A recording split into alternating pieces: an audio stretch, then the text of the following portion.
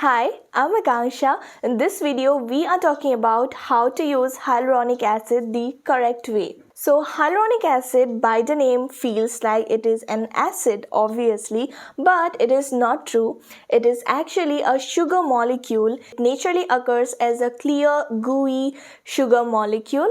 Hyaluronic acid is naturally present and produced by our body itself in skin, obviously, connective tissues, our eye and hair follicles. Its main function is to retain water and keep the tissue well moisturized and lubricated. Pretty much like collagen, which is also produced in our body and the production gradually decreases as we age, the same thing happens with hyaluronic acid as well. Hyaluronic acid can hold about 1000 times of water than its molecular weight. What that means is, for example, if the weight of one molecule of hyaluronic acid is 1 gram, then it can hold 1000 grams of water. Hyaluronic acid is generally safe to use by everyone and every skin type. It's just that you need to keep some things and some precautions and measures in your mind before using it. And trust me, if you mess up on these, it can actually show bad results on your skin rather than making your skin good and healthy and glowing. Let's have a look at the mistakes that people do while incorporating hyaluronic acid in the skincare routine. People use hyaluronic acid on dry skin. Oh my god, it really scares the hell out of me. How can you do this?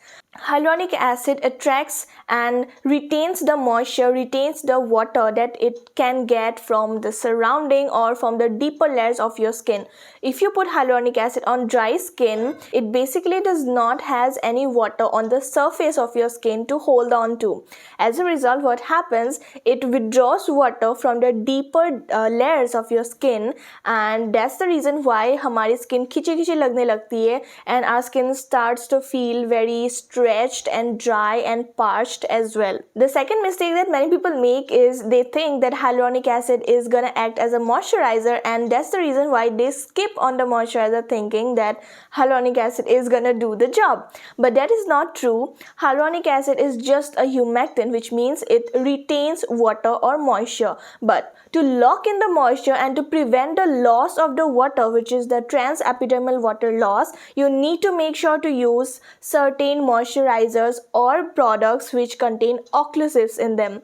Hyaluronic acid is only a humectant, remember. It cannot lock the moisture, it can just hold the moisture. So how do you actually use hyaluronic acid? That's the bigger question. Always make sure to use hyaluronic acid on damp skin. So you can just wait for a minute or two after washing your face with a good mild cleanser and then apply your hyaluronic acid. But if you have already cleansed your skin way before and you're gonna do your skincare later, what you can do is just keep a spray bottle full of water handy in your vanity, so that when you start doing your skincare, the first step that you do is wet your face with the spray.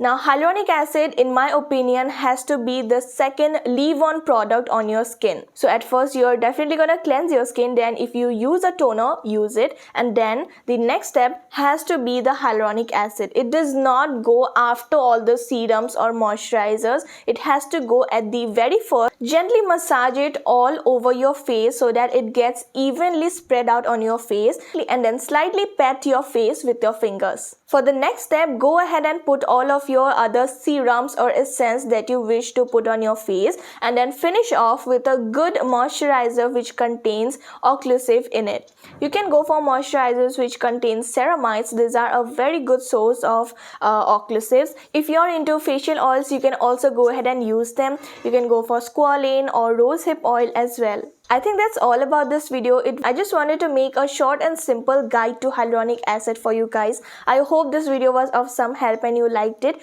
Do let me know in the comments below if you still have any query. I would love to know and help you out. I'll see you with another video. Until then, it's me, Akanksha, signing off. Bye.